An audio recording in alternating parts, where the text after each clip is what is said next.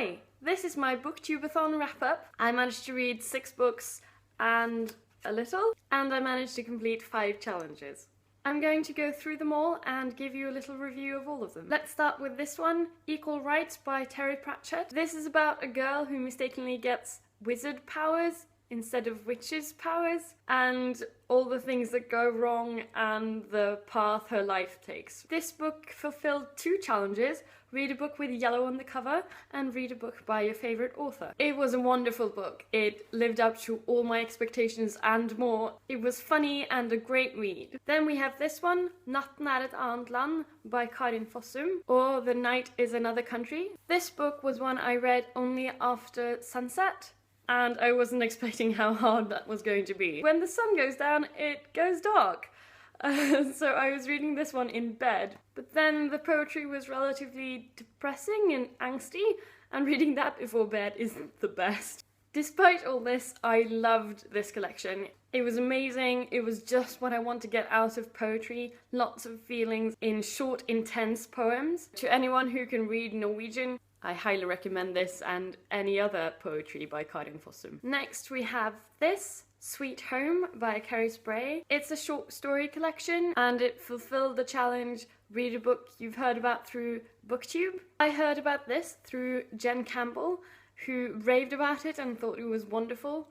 And I will join the raving. It was amazing. Some of the stories were slightly creepy. As you know, I have a low creepiness tolerance, but I handled it. And there are some stories in here that will stay with me for a long time. This is just an amazing collection of short fiction. Next we have this one, Death of a Naturalist by Seamus Heaney. This book fulfilled the challenge, read a book that's older than you. It's published in 1966, so I definitely fulfilled that one. This is a wonderful collection of poems, and I highly enjoyed his themes of nature and the simplicity of life that he presents. Next we have 2 books that I read to pad out my selection to be able to make 7 books. The first one is this one, Balzac och den lille kinesiske syersken, or Balzac and the Little Chinese Seamstress by Dicey. It's about 2 boys who get sent into the middle of nowhere in China to get re-educated because they are the sons of intellectuals in China.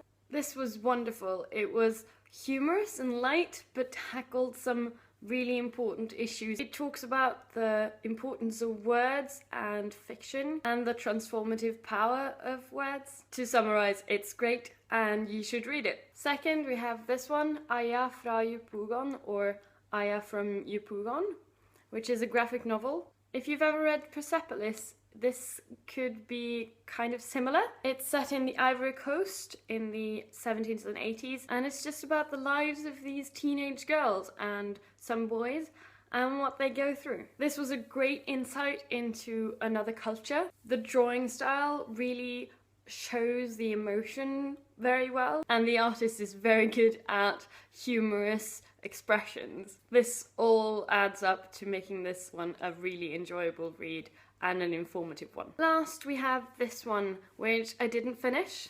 There's this much left.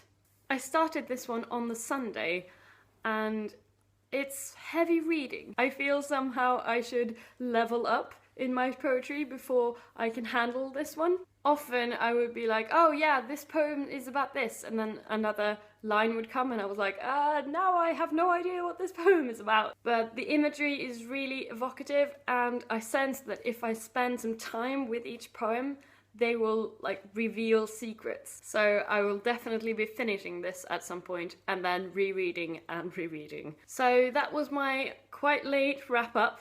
I hope you enjoyed it, and I'll see you later. Ha det!